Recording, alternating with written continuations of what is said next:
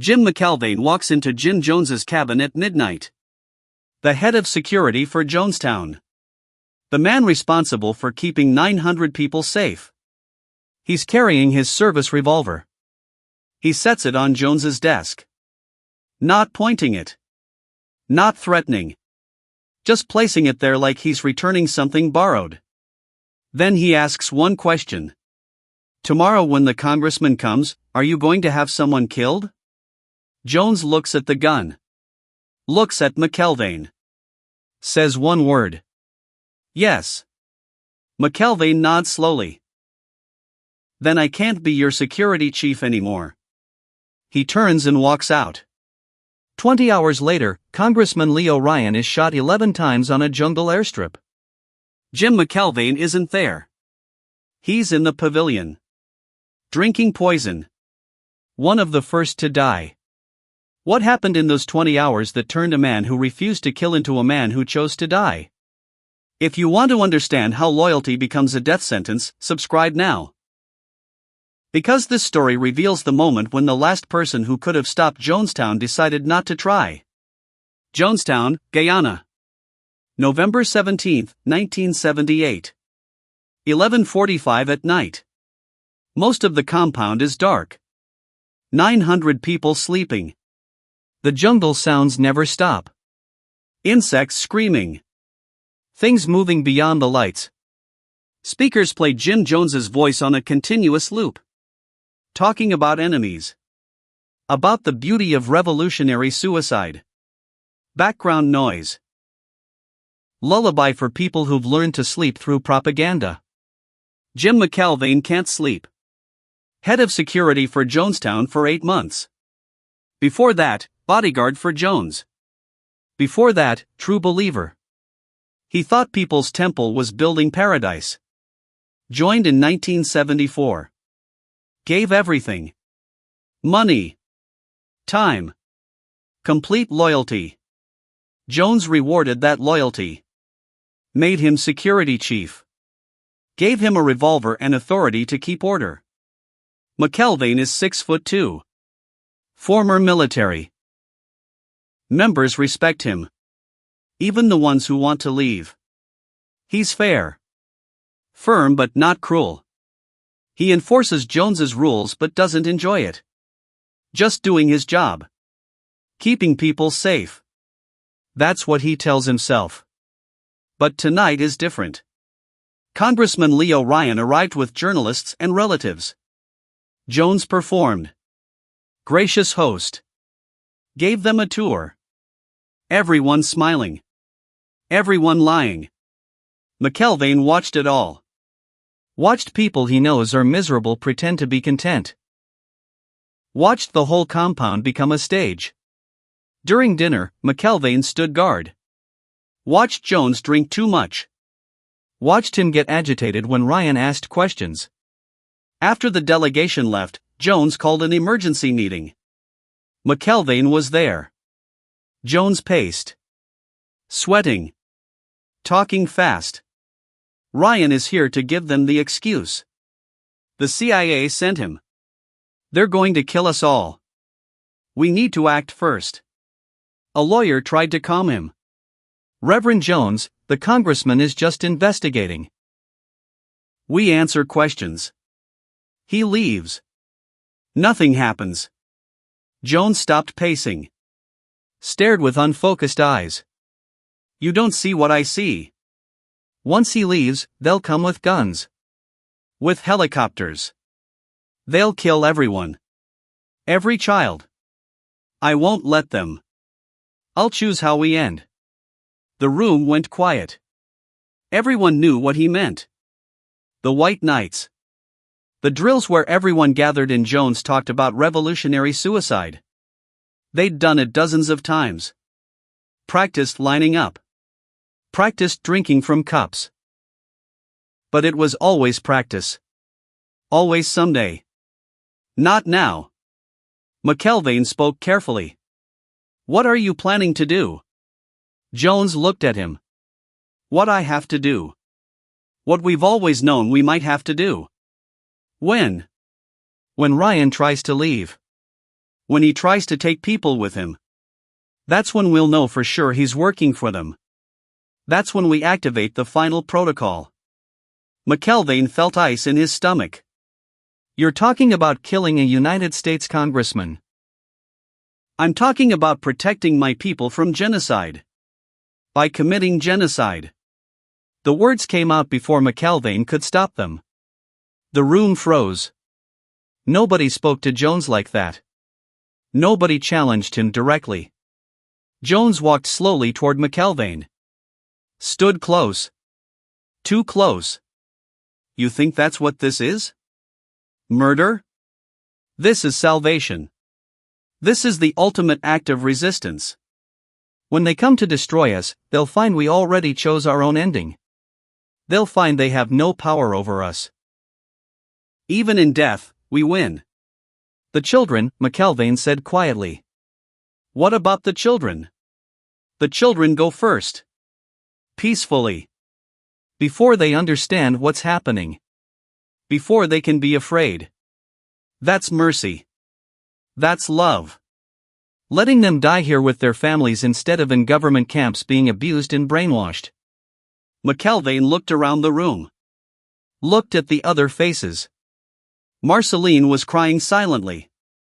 The lawyers looked at the floor. The medical chief was nodding. Agreeing. Already preparing mentally for the job ahead. Nobody was stopping this. Nobody was saying no. I need to think, McElvane said. There's nothing to think about, Jones replied. There's only loyalty or betrayal. You're either with us or you're against us. Which is it? McElvane didn't answer. Just walked out of the meeting. Walked back to his quarters. Sat on his bunk in the darkness. His service revolver heavy on his hip. And that's when he made his decision. The one that would define his last 20 hours on Earth. Midnight. McElvane walks to Jones's cabin. The private residence at the edge of the compound. 2 guards at the door. They know McElvane. Wave him through. Jones is still awake. Sitting at his desk. Papers scattered everywhere. Plans.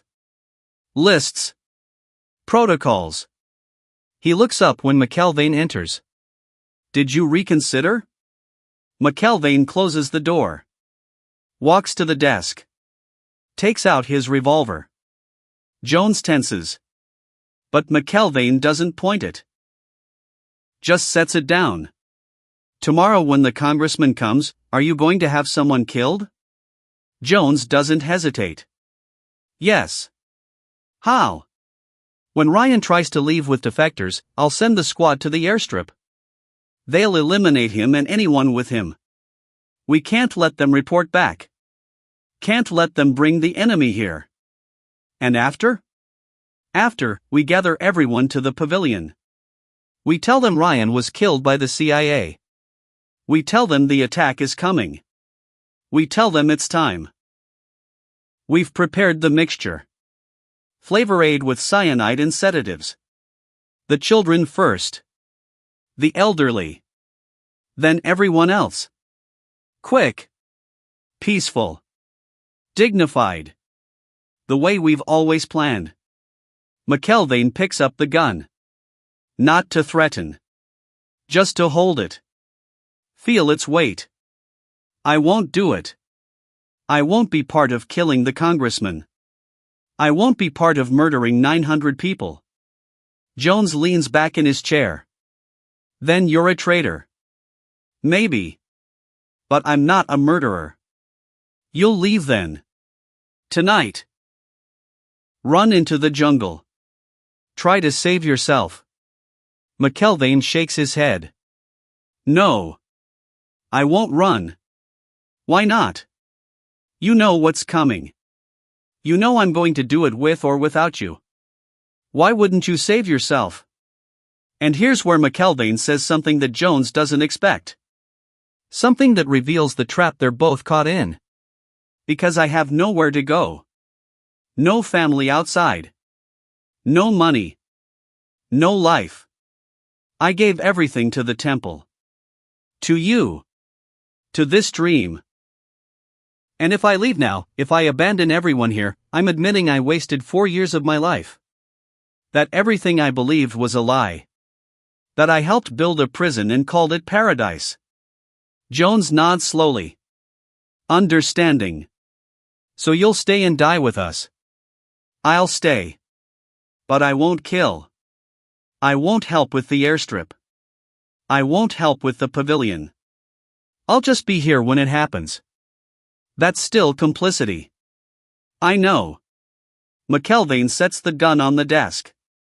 Pushes it toward Jones. I'm not your security chief anymore. Find someone else to protect you. Find someone else to do your killing. He walks out. Leaves the gun behind. Leaves the responsibility behind. But he doesn't leave Jonestown. Morning comes. November 18th. McElvane wakes in his bunk. Lies there listening to Jones's voice on the speakers. Calling everyone to breakfast. Acting normal. Playing the host for the visiting congressman. McElvane doesn't go to breakfast. Stays in his quarters. Other security personnel notice. Ask if he's sick. He says yes. Let them think it's physical. Let them think anything except the truth. Around noon, word spreads. 15 members want to leave with Ryan. They've declared it publicly. Asked to be taken to the airstrip. Jones is letting them go. Saying it's their choice. Saying he loves them anyway. But McElvane knows. Knows Jones is lying. Knows the squad is preparing. Knows what's coming at the airstrip. He could stop it. Could warn Ryan. Could grab a weapon and physically prevent the assassination. Could save the congressman and maybe prevent everything that follows. But he doesn't. He stays in his quarters. Listening to the sounds of people packing. Children crying because families are being split. Adults arguing in whispers. And through it all, Jones on the speakers. Calm. Understanding. Gracious in defeat. All performance. All lies. 3 in the afternoon. The trucks leave for the airstrip. McElvane watches from his window. Sees Ryan and the journalists and the defectors climbing into the vehicles. Sees the death squad in the dump truck following behind. Armed men crouched in the back. Going to commit murder on Jones's orders. McElvane knows their names. Trained most of them. Taught them to shoot. Taught them loyalty. And now they're going to kill a United States congressman. And he's doing nothing to stop it. 4:15. Gunshots in the distance. Faint but unmistakable. McElvane closes his eyes. It's done. Ryan is dead. The others probably dead too. The point of no return just passed. Everything Jones predicted is now guaranteed to happen. The government will come. The investigation will come. The end will come. And Jones will make sure it comes on his terms. McElvane walks to the pavilion. Slowly. In no hurry. The speakers are calling everyone. Emergency meeting. Urgent. Everyone must come immediately. The compound empties. People running toward the pavilion. Confused. Scared. Knowing something bad happened but not knowing what. Jones is on the stage. Microphone in hand. Face wet with sweat. They did it, he's saying. The CIA killed Congressman Ryan. Killed our people who wanted to leave. Murdered them at the airstrip. Now they're coming for all of us. The planes. The helicopters. The death squads. Everything I warned you about. Everything we prepared for. It's happening now. People are crying. Screaming. Some trying to run. But the guards block the exits. Nobody leaves. Jones keeps talking. We have one choice. One way to maintain our dignity. To die on our terms instead of theirs. We've practiced this. We all know what to do. The children first. Painless. Quick. Then everyone else. Together. As a family. Revolutionary suicide. The ultimate act of resistance. The medical staff brings out the containers. Large metal vats. The mixture already prepared. Grape flavor aid mixed with cyanide, Valium, and Phenergan. The smell is bitter. Chemical. Wrong. But people line up anyway. Because what else can they do? Where can they run? The jungle will kill them. The government will capture them. Their families are here. Their whole lives are here. And Jones is telling them this is noble. This is meaningful. This is the only way. The children go first. Just like Jones said. Parents holding babies. Squirting the poison into their mouths with syringes. The children scream. Taste the bitterness. Try to spit it out. But there's too much. They swallow. They convulse. They die. And their parents have to watch. Have to hold them. Have to feel them go still. McElvane stands at the edge of the pavilion. Watching. Not participating. Not helping. But not stopping it either. He sees people he knows. People he protected. People he trained. People he called friends. Lining up to die. Drinking the poison. Lying down on the ground. Some peaceful. Some fighting. Some begging for another way.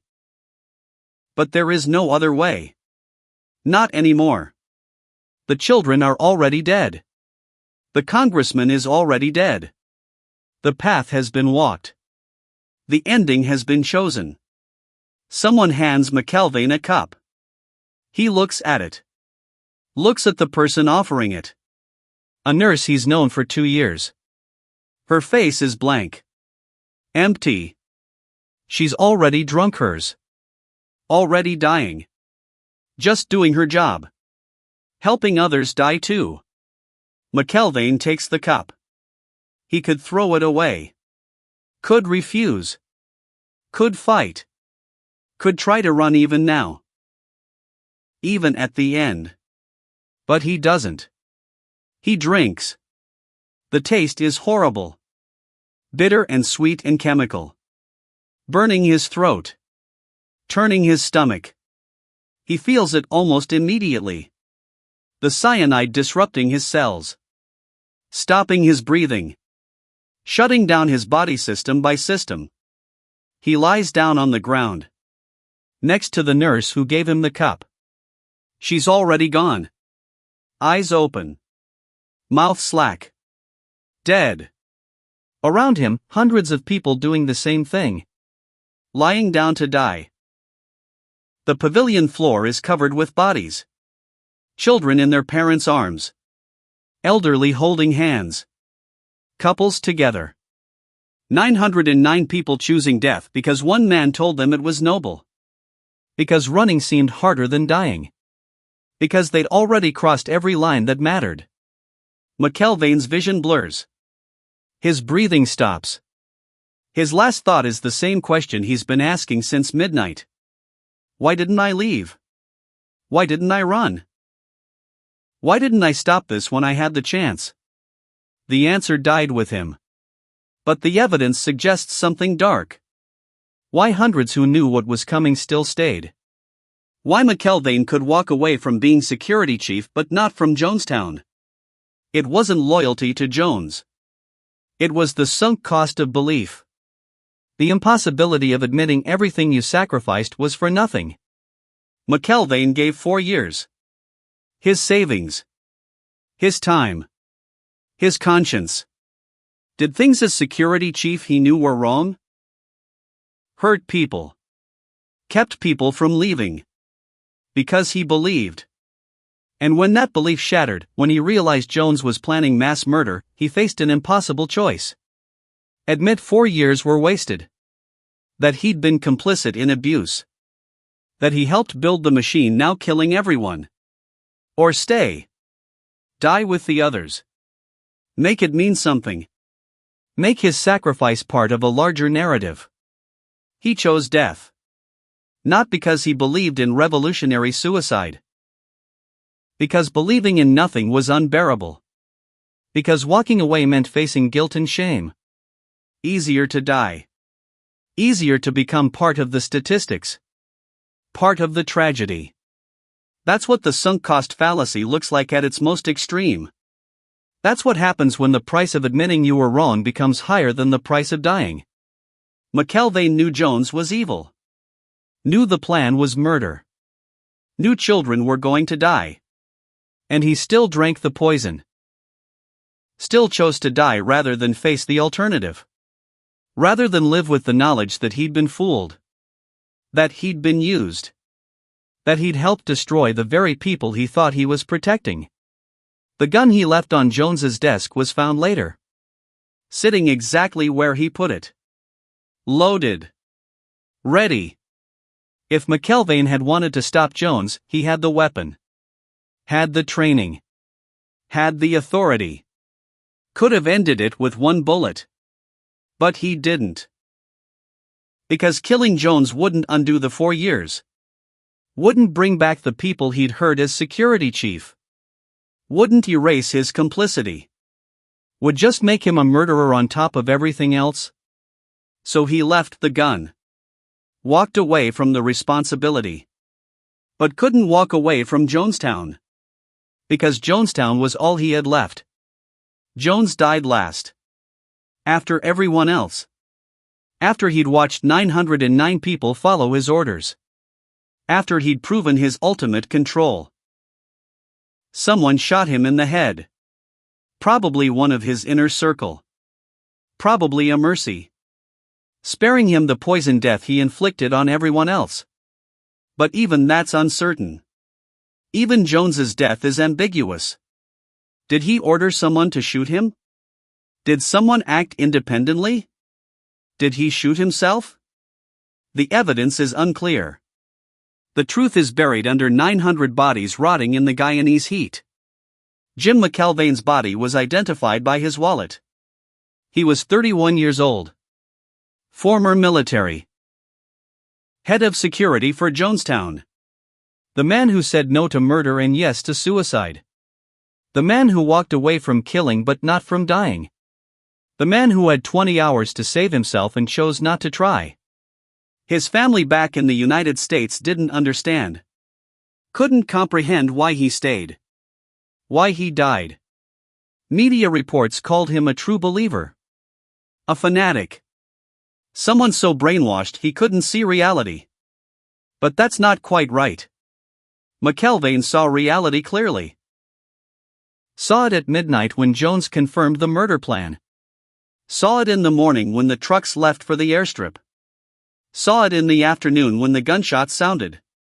Saw it in the pavilion when the children started dying. He saw all of it. And he chose death anyway. Not because he was brainwashed. Because he was trapped. Trapped by 4 years of investment. Trapped by complicity. Trapped by the inability to admit he'd been wrong. Trapped by the sunk cost of belief. And that trap was stronger than survival. Stronger than morality. Stronger than the instinct to run. Strong enough to make a man who refused to kill still willing to die. That's the real horror of Jonestown. Not that Jim Jones was evil. Evil people exist. That's not surprising. The horror is that good people like Jim McElvane, people who knew right from wrong, people who drew lines they wouldn't cross, still ended up dead in the jungle. Still ended up part of the statistics. Still ended up complicit in mass murder. Because they couldn't admit they'd been fooled. Couldn't face the shame of being wrong. Couldn't walk away from the investment they'd made in a lie. The gun on the desk. The last 20 hours. The choice between killing and dying. McElvane chose the third option. Neither. But in Jonestown, neither wasn't enough. You had to actively resist or you became complicit. And resistance meant admitting everything you believed was wrong. And that admission was harder than death. That's what killed Jim McElvane. Not cyanide. Not Jim Jones. Not revolutionary suicide. Just the inability to say the three hardest words in human language. I was wrong.